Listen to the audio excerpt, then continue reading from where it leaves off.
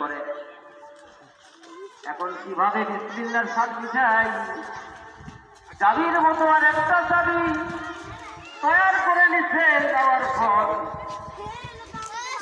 তালা খুলছে, খোলার পর টাকার পটলাটা হাতে লইয়া ওই চলে গেছে বন জঙ্গলের মাঝে। বন জঙ্গলের মাঝে যাইয়া টাকার পটলাটা ফেলাই দিচ্ছে।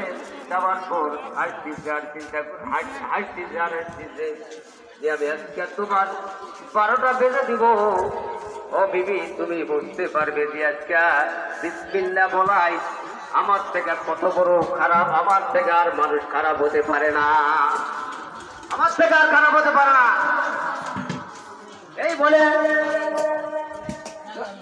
আসতেছে। আসার পর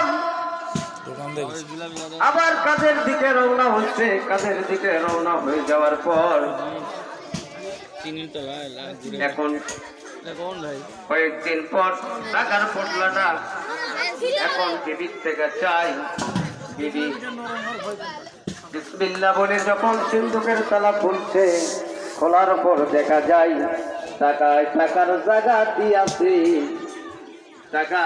টাকার জায়গা দিয়াছে। আমি অবাক হয়ে গেছে, কি ব্যাপার?